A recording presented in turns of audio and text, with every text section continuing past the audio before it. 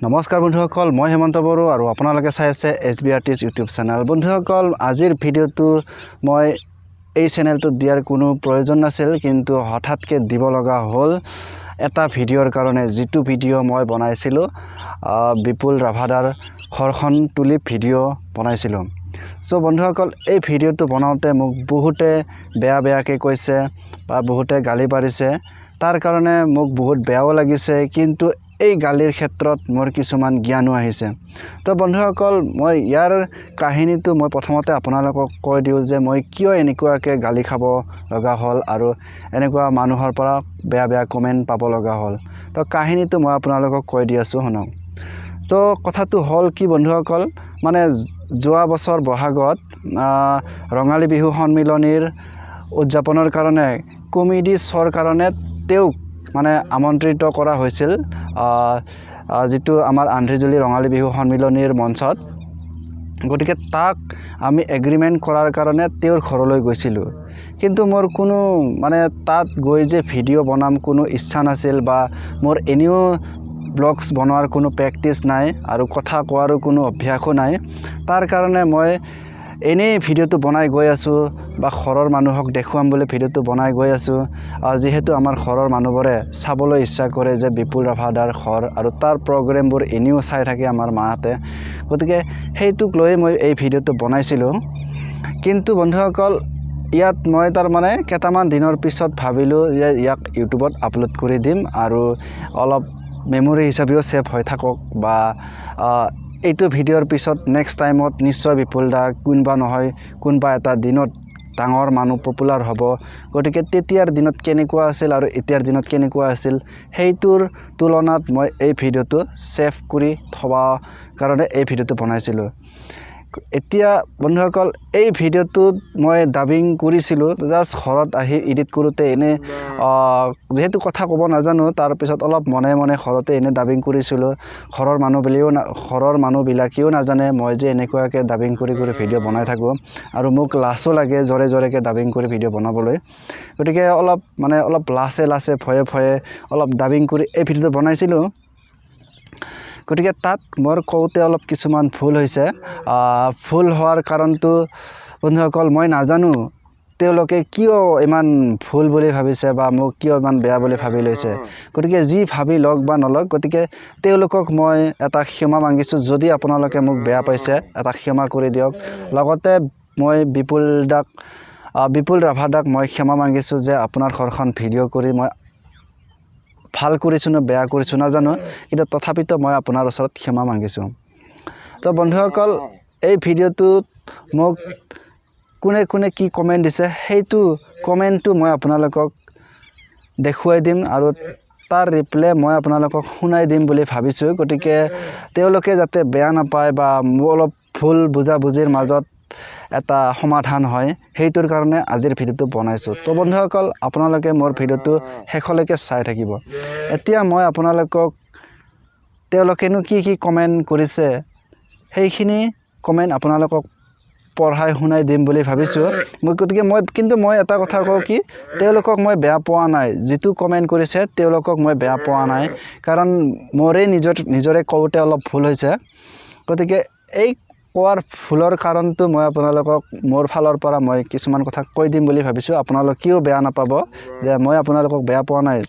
যে আপোনালোকে কমেণ্ট কৰাৰ কাৰণে, জাষ্ট মই মোৰ নিজৰ কথাখিনিহে আপোনালোকক কৈ দিম।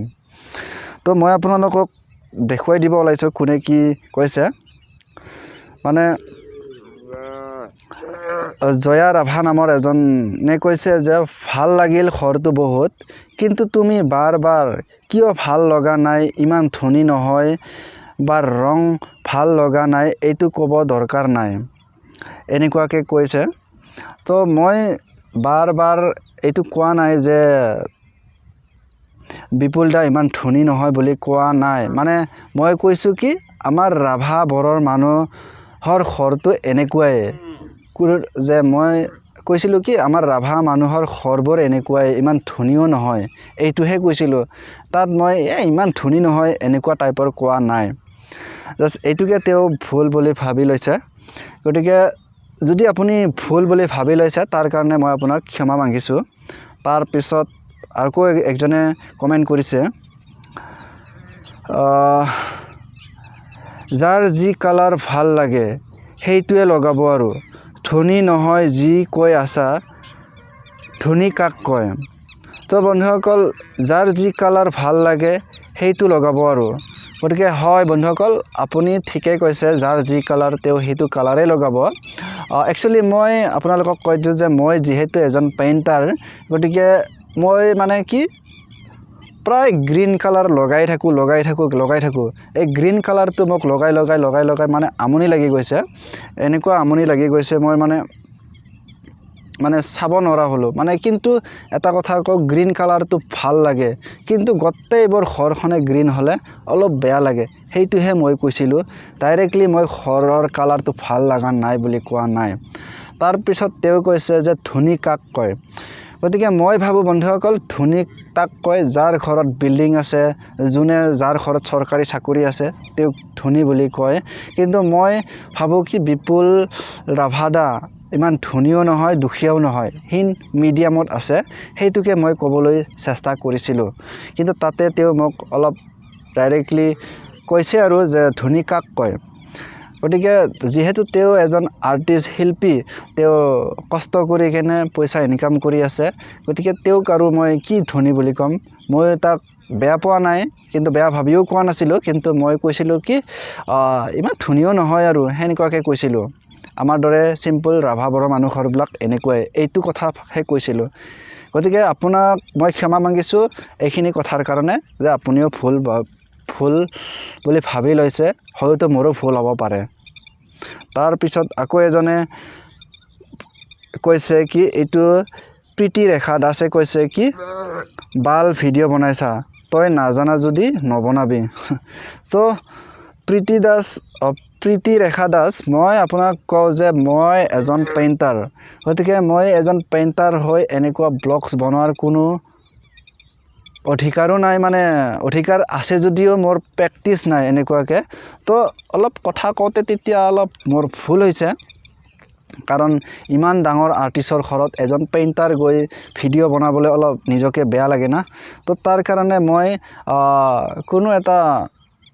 মানে লিমিট নোহোৱাকৈ যা তাকে ভিডিঅ'টো বনাইছোঁ জাষ্ট ঘৰৰ মানুহক দেখুৱাবৰ কাৰণে তো এইখিনিয়ে আৰু তো বন্ধুসকল প্ৰীতি ৰেখা দাস আপুনি বেয়া নাপাব এইখিনি ভিডিঅ' বনোৱাৰ কাৰণে যে আপোনাৰ ওচৰত মই ক্ষমা মাগিছোঁ যদি কিবা বেয়াকৈ ভিডিঅ'টো বনাইছোঁ তো পুনৰ এটা কমেণ্ট আপোনালোকক পঢ়ি শুনাই দেখুৱাই দিছোঁ যে সঞ্জয় তেৰং নামৰ এজনে কমেণ্ট কৰিছে আপুনি এইবোৰ ক'ব নালাগে যি কালাৰ হওক ঠিক আছে বুলি কওক আপুনি এজন ভ্লগাৰ বুৰ্বক কথা ভাল নালাগে প্লিজ তো এনেকুৱা ক'লে অলপ হ'লেও গাঁৱত বেয়া লাগে মানে কিবা কয় কিবা নকয় মই মানে এনেকুৱা কথা মই কাৰোৰ পৰা শুনা নাছিলোঁ কিন্তু এইবাৰহে ইউটিউবত প্ৰথমবাৰৰ বাবে কমেণ্ট শুনি মানে অলপ বেয়া লাগি গৈছে তো আপুনিও ঠিকেই কৈছে মানে ভ্লগাৰ বুৰ্বক একচুৱেলি মই কোনো ব্লগাৰ নহয় জাষ্ট এনে এজন ৰং মিস্ত্ৰী আপোনাক কৈছোঁ মই আপুনি মোক ভুল নবুজিব মই এজন ৰং মিস্ত্ৰী আৰু মই এনেকুৱা ব্লগছ কৰাৰ কোনো প্ৰেক্টিছ নাই মানে আপোনাক একদম ডিম্পু দাহঁতৰ দৰে একদম শুৱলাকৈ ভিডিঅ'টো বনাই আপোনালোকক দেখুৱাৰ কোনো প্ৰেক্টিছো নাই মোৰ গতিকে মোৰ সেইখিনিত এটা ভুল হ'ব পাৰে আপোনাৰ ওচৰত ক্ষমা মাগিছোঁ তো বন্ধুসকল আৰু এটাই কৈছে কি গ্ৰীণ ভাল লাগে কি আছে গ্ৰীণ ভাল লগা নহয় আৰু চিম্পল দুখীয়া বুলি কোৱাখিনি ভাল লগা নাই মোৰ তো ইয়াৰ কাৰণে মই ক্ষমা মাগিছোঁ এওঁৰ নাম হৈছে হীৰামণি বসুমতাৰী এওঁৰ কাৰণেও মই ক্ষমা মাগিছোঁ কাৰণ মই সেইখিনি কথা ক'ব নালাগিছিল ভাল লগা নাই বুলি কিন্তু মই একচুৱেলি আপোনাক কওঁ যে মই এইটো কোনো বেয়া ভাৱত কোৱা নাছিলোঁ তো মই বন্ধুসকল আপোনালোকক মই ইমান বেয়া পোৱা নাই এইখিনি কমেণ্ট কৰাৰ কাৰণে এইখিনি কমেণ্ট কৰাৰ কাৰণে মই আপোনালোকক বহুত ধন্যবাদ জনাইছোঁ কাৰণ এইখিনি কথাৰ পৰা মোৰ আপোনালোকৰ পৰা কিছুমান হ'লেও এটা জ্ঞান লাভ কৰিছোঁ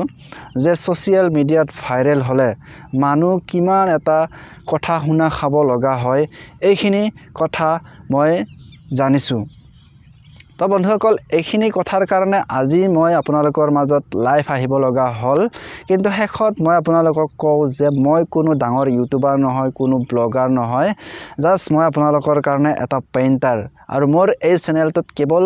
পেইণ্ট কৰা ডিজাইনবোৰহে আপোনালোকক দেখুওৱা হয় লগতে ইয়াত অলপ বেলেগ ডিজাইনৰ মানে ভাল ডিজাইনৰ ঘৰ দেখুৱাবলৈ চেষ্টা কৰা হয় কিন্তু মই আজিলৈকে আপোনালোকক এটা ভাল ডিজাইনৰ ঘৰ দেখুৱাব পৰা নাই মই ভাবিছোঁ এনেকুৱা এটা চান্স পালে আপোনালোকক মই এনেকুৱা এটা ভাল ঘৰ দেখুৱাই দিম তো তাকে আশা কৰিলোঁ মোৰ এই চেনেলটোত দেখুৱাম বুলি তো বন্ধুসকল আপোনালোকে মোৰ ভিডিঅ'টো চোৱাৰ বাবে বহুত ধন্যবাদ আৰু যিসকলে বেয়া পাইছে তেওঁলোকৰ মই ক্ষমা মাগিছোঁ গতিকে তথাপিতো আপোনালোকে মোৰ ভিডিঅ'টো যে চাইছে তাৰ কাৰণে অলেখ ধন্যবাদ জনাইছোঁ তো এইখিনিয়ে আছিল মোৰ ক'ব লগা তো ধন্যবাদ